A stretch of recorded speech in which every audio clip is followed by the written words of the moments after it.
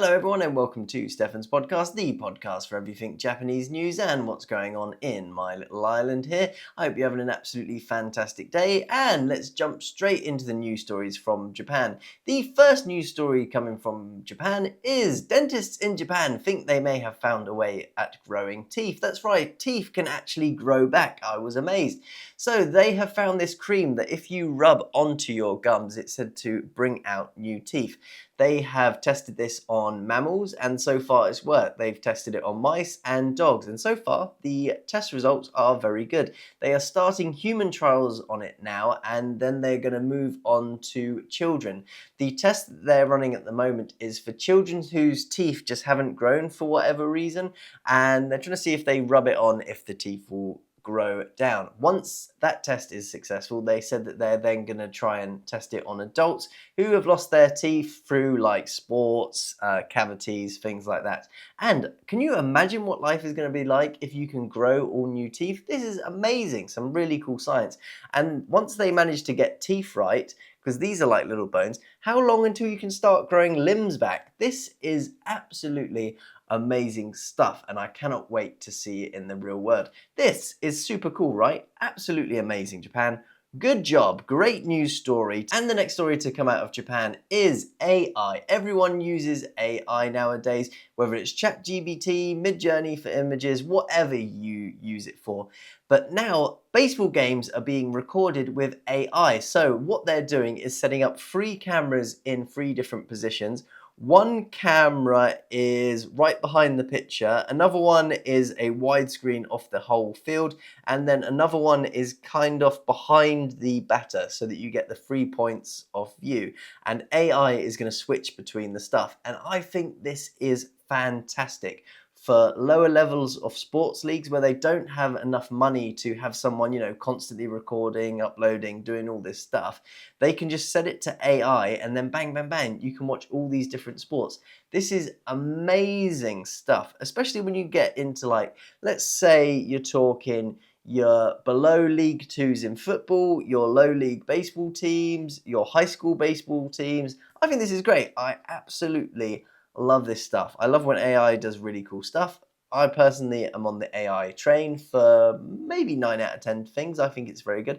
I use ChatGPT all the time. I use Midjourney all the time to create images, and I think it is brilliant. I will say, I will have a caveat on this. When it comes to things like video editing, there are some things that if you learn how to do yourself, you're actually cheating yourself using AI. Now, I think if it's something that takes maybe 15 minutes, 20 minutes once you get the hang of it, then AI shouldn't be used. But for some things, you should use it.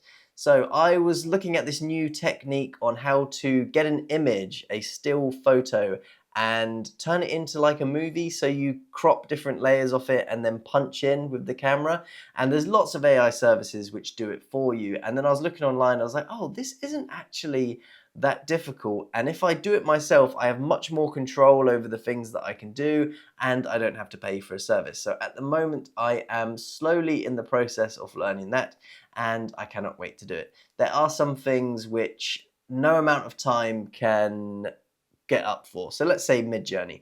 I will never be able to create images as good as on Midjourney because I am a terrible drawer. I have absolutely no hope whatsoever. I am a lost cause. Sure, if I spent the next 10 years learning to draw, then maybe I could get as good as on some things for Midjourney. But I will never, ever get good enough to do it. So for me, it would be a waste of time. So I think AI is good. Like I said, some things are bad, some things are good. It's up to you how you use it. It's like everything. It's like a computer. It's like whatever, robots, you name it. Any new sign of technology, people have always hated it when it came out. Here's an interesting one. Cameras. Every old school photographer will say film is better than digital cameras. And for me, I have there is nothing that you could show me that would make me think, oh yeah, film is a little bit better, because you just have so many different options with digital now. You can upload it straight away, you can edit it straight away. You have so much more choices than you do actual film. But Hey ho, that is just me, but there are people who will die by a classical film. So, your next news story coming out of Japan is... Oh, this is a cool one. Japanese fruit, the world's most expensive fruit, pretty much. I think Japan is, last time I checked, Japan is in the top 2 or 3 for most expensive fruit in the world, followed by Korea. But I will say, when I went to Busan, the fruit in Busan is much cheaper in Busan than it is here in Toshima. So, I don't know. But then again, I am comparing a city to an island. So, not a fair comparison. But I didn't know this until reading this news story, but fruit can actually get sunburnt. It can get sun damage because the sun is too hot. And with the sun getting warmer now, with this whole global warming stuff, and Japan's UV just ridiculously high, the world's highest UV in the world, I've got sunburn so many times here. If you ever come to Japan in the summer, just whack sunscreen on, because trust me, it is not your friend. Last year I had a huge sunburn on my back. But anyway, this can burn fruit very, very easily, and it makes it not look as good, so no one wants to buy it. But they have found a new way to stop it, and it's basically just wrapping fruit in sort of like tissue paper and then keeping it cold. And people are going all around different fruits now and having to wrap it and try and keep it cold. And I didn't even know this was a thing, and I just wanted to share this with you because I love learning about agriculture. I think it's very interesting. But here in Japan now, they are actually having to wrap fruit in cold bits of paper just to keep it from getting sunburn. Very interesting fact, and a sign that if you come to Japan, please, please, please, please, please wear sunscreen as much as possible. Now, a news story to come out of Japan is obesity increased among children during the pandemic. And I don't think this is actually much of a news story myself when I was reading it, because it's pretty obvious. And the reasons for this are lots of sports clubs were cancelled during the pandemic. Lots of kids didn't go to school. When you go to school, you do so much exercise. As a teacher now, I didn't realise how much exercise I would do just being a teacher, because let's have break time where the kids are running around. You have fun activities. Even in like English lessons, there's some things where kids are running around doing lots of stuff. Keeps them very fit. If you're just doing like a Zoom thing at home, absolutely, kids are not running about. So I wasn't surprised. And that's not even including when kids are eating whatever their mum and dad are giving them at home. They're maybe eating snacks at home. There is just a lot more obesity that's going to happen. And this is all around the world. I personally always thought that homeschooling might be good for kids if they're very shy.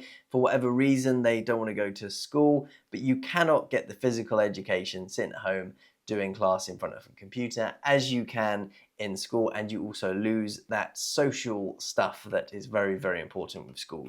I think the best thing about school is learning to socialize with other kids. That's my opinion. So the obesity went up in Japan. So for male and female students, the rate was for male students, it was 0.49% higher and 0.36% higher. So not a huge difference in Japan. I'm sure in other countries it was a lot higher, but still obesity rates going up. I heard something crazy like in, I think 2030, half of the population in America is going to be obese, and that is crazy, absolutely crazy. So the next news story for you, I think I've touched on this in every single video that I have done in the recent series of these podcasts, and it's about how Japan does not do enough to protect children. There are so many crimes against children, especially sexual ones out here. We had the Singaporean man who was going into bathhouses and took pictures of junior high school students. He only got, I think it was a 300,000 yen fine, which is about $2,000 or $3,000 in the US and in the UK. So literally a slap on the wrist, no prison time whatsoever.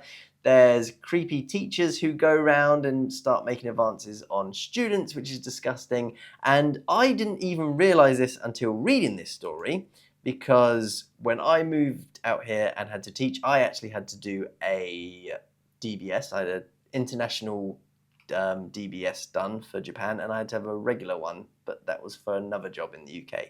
So Japan are now just enacting, this is for the first time, by the way, the Japanese parliament on Wednesday enacted a law to introduce a system to enable employers to check whether job applicants are registered sex offenders dating back to 20 years. This is called the Japanese DBS for slang, and I couldn't believe that this is the first time that they're doing this. I would have thought that teachers would have had to have this done for years. I don't know how long DBS has been in system.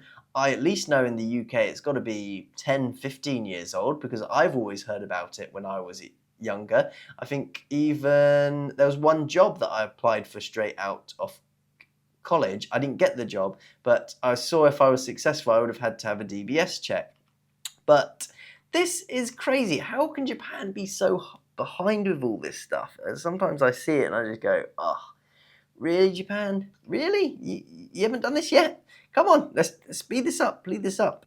Now, if you come to Japan, you might want to try Japan's deadly blowfish, the sushi that's so deadly if it's cooked incorrectly, it will lead to your death. Well, good news for you is you can now try it in a cup of noodle. That's right, cup of noodles are now making these blowfish noodles. I haven't tried one yet. I'm trying to see if I can find them, but they are very difficult. I haven't seen them in the island here. This might be something I need to go to a big city to get, but you can try a cup of noodle version of the deadly poisonous blowfish, and I am very excited to do this. There doesn't seem to be any way that if it's prepared incorrectly you will die, so the fun is completely taken out of it. But nonetheless, you can now try the blowfish that is killing people, and I bet you're wondering, how much is this expensive blowfish cup of noodle? Well, it's on the pricier side for cup of noodles. It is starting at 298 yen, so still not that expensive for a fish that could potentially kill you, but still pretty affordable nonetheless. So you can now try poisonous blowfish for just 300 yen. Very nice, Japan. Good job. And the next news story coming out of Japan is not just a Japanese one. This is a Japanese, Chinese, and South Korean news story. The three countries say that they want to promote education between each country. So they want sort of different exchange programs going on. They want Japanese kids going to South Korea. They want Korean kids going to China. They want Chinese kids coming to Japan. And I think this is great. I would love to see more of this stuff going on between Japan and Korea. Here on my island, I am not aware of any programs where any of the students go to South Korea to study. However, I don't teach at high school level, so there might be some programs where you can do it. And probably, if it was going to happen, it would probably be more at that higher level, because of course they're more able to enjoy South Korea.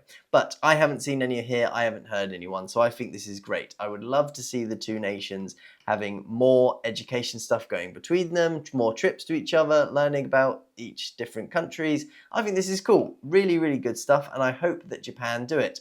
I will say Japan have been on the wrong end of their diplomatic relations with South Korea recently, with banning them going to certain shrines and other tourists going to shrines, so hopefully this is a step in the right direction. However, when Japan makes one step forward, it very often takes two steps back. So a big news story going around at the moment is Japan is having record levels of tourists come to Japan. In fact, in the last month they had 1 million people, and the month before that they had 1 million people. So lots and lots of people coming to Japan to visit. But like every nation that seems to have a lot of tourists comes, someone has decided, hey, I think it is time to cash in. So the mayor for, and I'm going to butcher the name of this castle, I apologize, Himeji Castle, is considering not just doubling the entry fees for tourists, not free timing them, no, he says he wants to quadruple the price of entry for tourists. Now, there comes a point where countries start to rip off their tourists, and it really, really bugs me. And I hate when places start to do this. And the funny thing is, lots of people are coming to Japan now because it's cheap. This is why, because the yen is at an all-time low. So if you've always wanted to come from America, from Europe, whatever, this is now the time to do it because the yen is so low. It's the cost of coming to Japan is much cheaper than it normally would be, because Japan for most people is a once in a lifetime vacation because it is so expensive. If the country now starts whacking up the prices of everything, because I've also seen this in restaurants now, they're saying they want to increase the price for tourists, hotels now want to increase the price for tourists. I have also noticed just here on my little island that hotel prices have really gone up in Japan, especially in Fukuoka. I looked to go this weekend for Fukuoka and it has got just ludicrously expensive. When I first got to Japan, bearing in mind this was COVID time, so I was a little bit spoiled, but I managed to go to Fukuoka for, I think it was 3 nights in a nice hotel. Nothing fancy, nothing too nice, but it was a nice bed, nice room, nice style hotel, and that was about 20,000 yen. I cannot find a hotel in Fukuoka every time I look for less than like at least 40,000 yen. And one day I was looking, it was even 50,000 yen for a weekend, which is very, very, very expensive. It's funny, I actually haven't been to the Japanese mainland since January because hotel prices have been so expensive, but I've been to Busan many, many times because it is so much cheaper in Busan. I can get a much better hotel for a much, much, much lower price. In fact, I went to Busan for, I think it was 4 or 5 nights, and that was much cheaper than me going to Fukuoka for 2 nights. That is how much of a price difference there is at the moment in Japan. Very, very, very expensive. So if mayors start raising the prices of tourist attractions, if hotels start raising the price of hotels, and if restaurants start rising the price of everything, no one is going to want to go to Japan in the future. And this should be their moment that while it's cheap, they get a load of people to come here, they have a really, really good time in Japan, they go home, they tell all their friends, they then want to come back to Japan and visit. What you do not want is these tourists coming for the first time and going, how was Japan? Oh my God, it was so expensive. This cost this. Oh, everything was so bad. That is not good. You want people coming here and being like, Japan is great, it's so cheap, everything's so fun, we had an amazing time, it was brilliant. Jing. That's how I see it at the moment. But unfortunately, governments don't see it that way, and many businesses just want to make as much money as humanly possible. And this can be good for them in the short term, but in the long term, terrible. Terrible. So our next news story for you is one on dark tourism. Now, if you don't know what dark tourism is, that's when you go and visit somewhere where something bad has happened around it. You go to haunted houses, you go to somewhere where an earthquake's happened, you go to somewhere like Chernobyl, Fukushima, where there's been some big disaster, because you want to see it. You want to see it for yourself, or that's just the sort of things that you like. But where there was an earthquake in Japan recently, in the Noto Peninsula, many people are going over there to see it, and people are questioning the ethics around this. Is it good? Is it bad?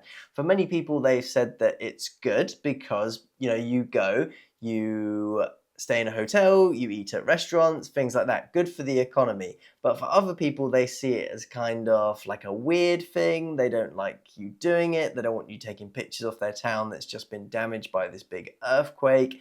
Me, I'm personally on the side that it's sort of good for the most part, because for most people, let's say like me, Westerner, or in the UK, we don't get earthquakes at all. So we really don't understand just the devastation that can be caused by them.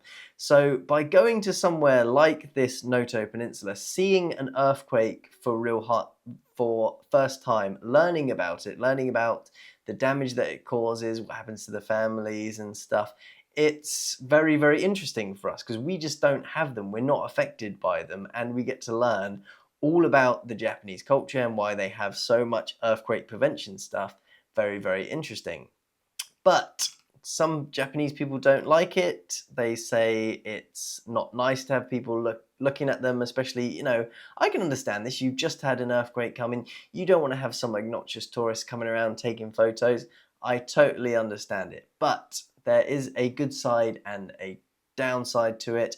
Let me know, what do you think about dark tourism? Is it good or is it bad? Things like natural disasters, I think now that we're 6 months on, Should be fine, should be okay to go and see these places and take pictures and learn about what can you do for the future to prevent this, what could have been done, why these things happen, just from a science point of view. Very interesting. I don't think you should be going, like the second day, 3 days after. No, that's crazy. When there's all these people's lives that have been uprooted from this. No, but give it some time, go and have a look. I think it's good, personally. But let me know, what do you think? Dark tourism, good, bad, not good? Let me know. I'm on the side of more good if you leave it enough time.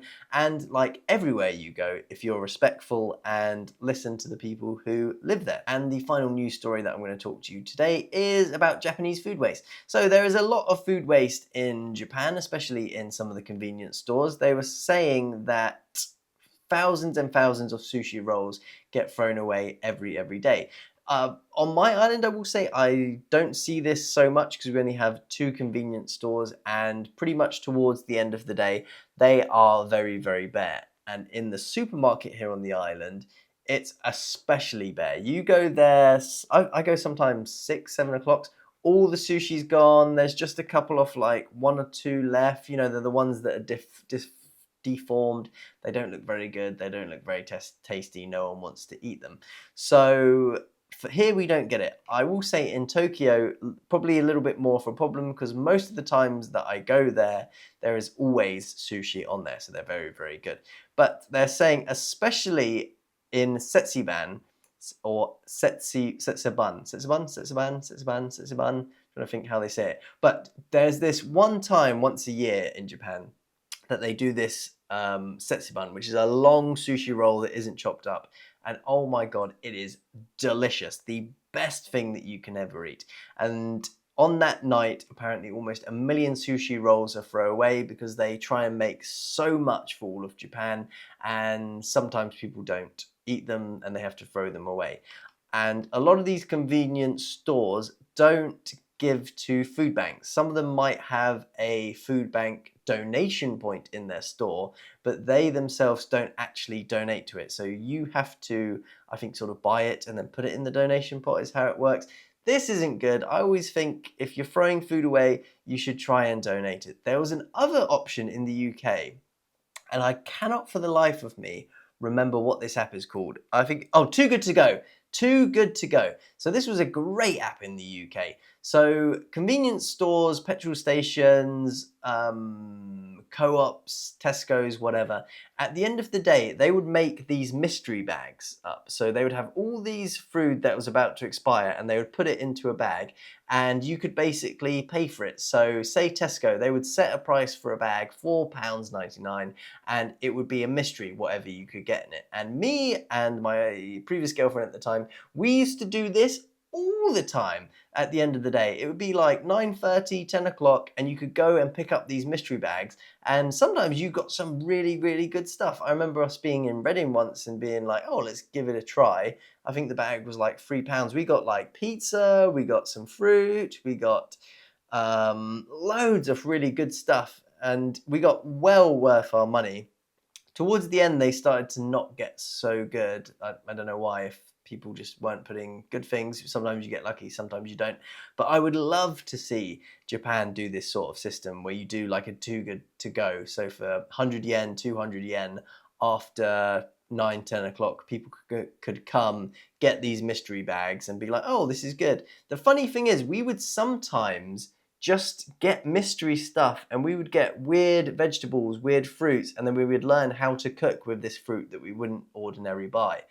Really, really cool stuff. I used to, Too Good To Go. That's what Japan needs. A Too Good To Go to fix the food wastage problem.